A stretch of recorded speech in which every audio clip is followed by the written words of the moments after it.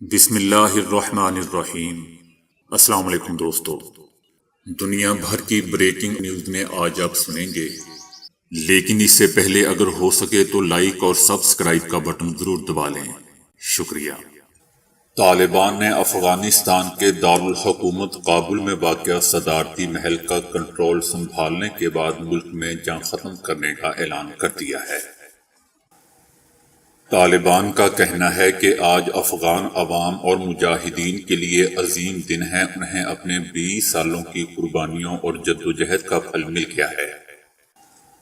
خدا کا شکر ہے کہ ملک میں جاری جنگ ختم ہو چکی ہے، ہم اپنے مقصد تک پہنچ چکے ہیں جو کہ اپنے ملک اور عوام کی آزادی تھا۔ افغانستان کی نئی حکومت کی نوعیت جلد واضح ہو جائے گی، ہم تمام افغان رہنماؤں سے بات چیت کے لیے تیار ہیں اور ان کے تحفظ کی ضمانت دیتے ہیں۔ طالبان کا کہنا ہے کہ ہم کسی کو اجازت نہیں دیں گے کہ کوئی ہماری زمین پر کسی کو نشانہ بنائے اور ہم دوسروں کو کوئی نقصان پہنچانا نہیں چاہتے۔ طالبان الگ تھلگ نہیں رہنا چاہتے، وہ دنیا کے ساتھ پرامن تعلقات کے خواہش مند ہیں۔ امید ہے کہ غیر ملکی قوتیں افغانستان میں اپنے ناکام تجربے نہیں دہرائیں گی۔ دوستو، افغانستان کی تیزی سے بدلتی ہوئی صورتحال پر بات چیت کے لیے افغانستان کی سیاسی قیادت کے 2 وفود پاکستان میں موجود ہیں، جو پاکستان حکام سے مذاکرات کے ساتھ ساتھ آئندہ کی صورت پر مشاورت کریں گے۔ دوسری جانب سابق افغان صدر اشرف غنی نے کہا ہے کہ کابل کے لاکھوں افراد کو خون ریزی سے بچانے کے لیے افغانستان چھوڑا، کیونکہ ایسا نہ کرنے کی صورت میں تصادم ہوتا۔ طالبان نے اسلحے کے بل بوتے پر فتح حاصل کر لی، لیکن وہ دلوں کو فتح نہیں کر سکے۔ ایسا دوستو سابق افغان صدر اشرف غنی نے کہا ہے۔ ان کا یہ بیان عین اس وقت آیا جب طالبان کابل میں ان کے اپنے صدارتی محل میں داخل ہو رہے تھے۔ ملک چھوڑنے کے بعد اپنے پہلے بیان میں اشرف غنی نے یہ بھی کہا ہے کہ طالبان تلوار اور بندوقوں کے بل بوتے پر فتح حاصل کر چکے ہیں، لیکن وہ دلوں کو فتح نہیں کر سکے۔ اب وہ ملک کے باشندوں کی عزت اور جان کے تحفظ کے ذمہ دار ہیں۔ سابق صدر اشرف غنی نے مزید کہا کہ تاریخ میں کبھی ایسا نہیں ہوا کہ غیر نمائندہ قوتوں کو تمام اختیارات دے دیے جائیں۔ اب طالبان کو ثابت کرنا ہے کہ وہ تمام لوگوں، قومیتوں، طبقات اور افغان بہنوں اور بیٹیوں کا تحفظ کریں گے تاکہ لوگوں کے دلوں کو فتح کر سکیں۔ دوستو، یاد رہے کہ کل اشرف غنی نے طالبان کی تیز رفتار پیش رفت کو دیکھتے ہوئے ملک چھوڑ دیا تھا۔ ان کا انخلا باقاعدہ مذاکرات کے نتیجے میں ممکن ہوا۔ ذرائع کا کہنا ہے کہ اشرف غنی اس وقت تاجکستان میں موجود ہیں۔ ادھر پاکستان میں وزیر اعظم عمران خان نے افغانستان کی صورتحال پر قومی سلامتی کمیٹی کا اجلاس طلب کر لیا ہے، جس میں وفاقی وزراء سمیت عسکری حکام بھی شرکت کریں گے۔ طالبان کے افغانستان میں کنٹرول کے بعد جیلوں میں قید افغان طالبان کے اہم کمانڈر سمیت کئی اہم رہنما بھی رہائی پانے والوں میں شامل ہیں۔ پاکستان میں تحریک طالبان کے سابق نائب امیر مولانا فقیر محمد اور حفظ اللہ سمیت کئی طالبان کو افغان طالبان نے رہا کر دیا ہے۔ اس سے پہلے صحافی انیس الرحمان نے اپنی ٹویٹ میں دعویٰ کیا ہے کہ افغان طالبان نے اب تک 2300 کے قریب تحریک طالبان کے اہم کمانڈرز اور رہنماؤں کو رہا کیا ہے، جن کا تعلق وزیرستان، سرگودا، سوات اور باجوڑ سے تھا۔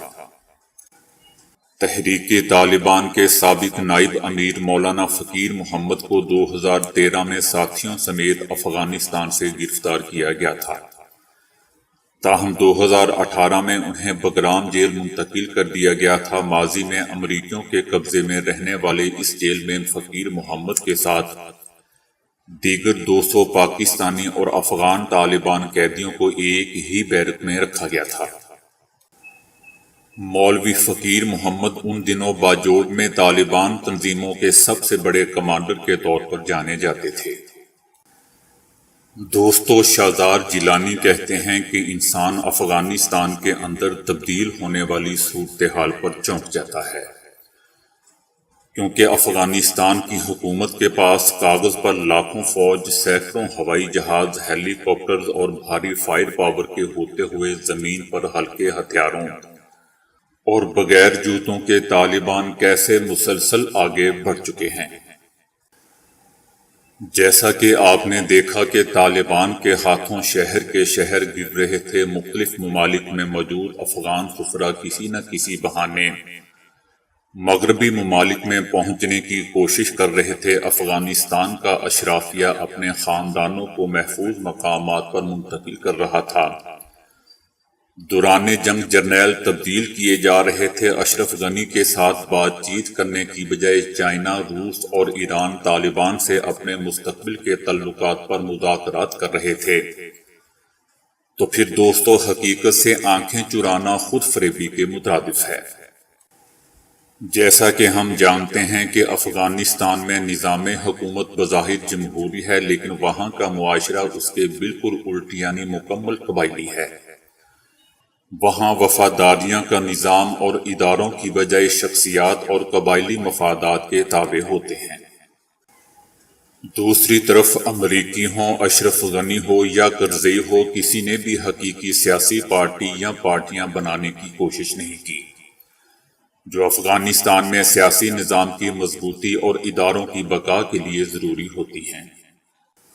دوران جنگ آرمی چیف کو نکالنے کی جو بھی وجوہات تھیں، اس سے ثابت ہوا کہ آرمی چیف تک بھی افغانستان میں محض صدر کی مرضی سے لگایا اور نکالا جاتا ہے، جس سے ظاہر ہوتا ہے کہ افغانستان میں ادارے کتنے کمزور اور سسٹم کے بغیر ہی قائم تھے۔ افغانستان میں جب تک کوئی شخص صدر، کمانڈر یا گورنر ہوتا ہے، اس کا خاندان، قبیلہ، دوست اور خیر اندیش مزے میں ہوتے ہیں۔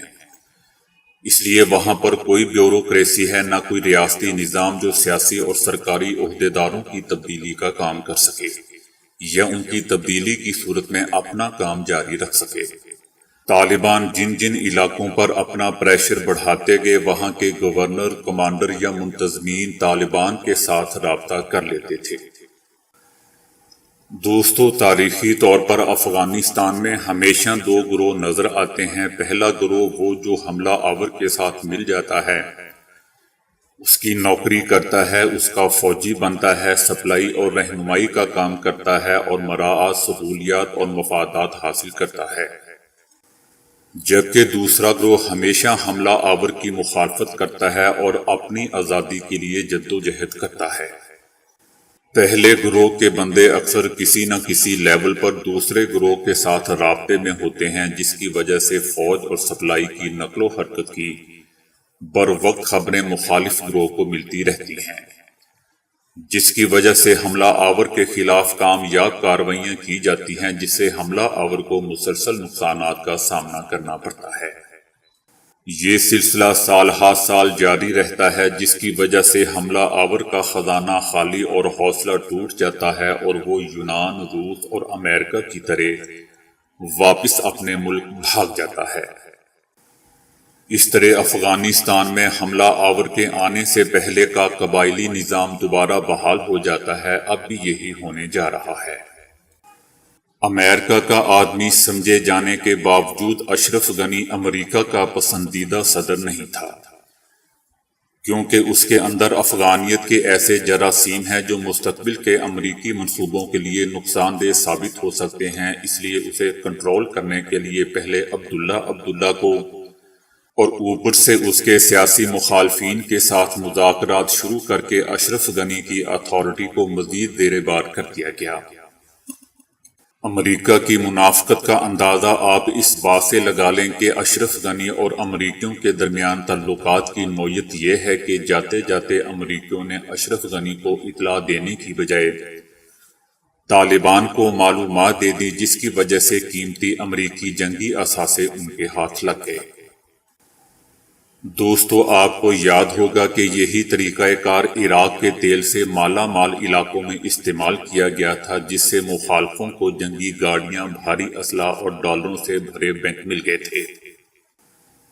امریکی عہدیدار سرکاری طور پر اعلان کر چکے ہیں کہ افغانستان سے اپنی لڑائی خود لڑنی ہے جب بھی طالبان روس یا چائنا کے ساتھ اپنے مسائل کے حل کے لیے مذاکرات کر لیتے ہیں۔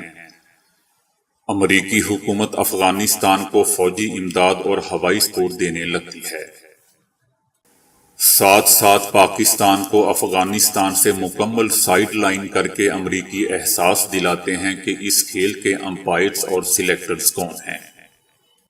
سب جانتے ہیں کہ امپائرز اور سلیکٹرز اب بھارت ہے، تبھی پاکستانی آرمی چیف کہتا ہے کہ اپنی ناکامی کے لیے کسی اور کو قربانی کا بکرا نہ بنائیں، اور وزیر اعظم عمران خان کہتے ہیں کہ بھارت اب امریکہ کا نیا اتحادی ہے، اس لیے پاکستان کی پرانی پوزیشن نہیں رہی۔ تو دوستو ابھی کے لیے اتنا ہی۔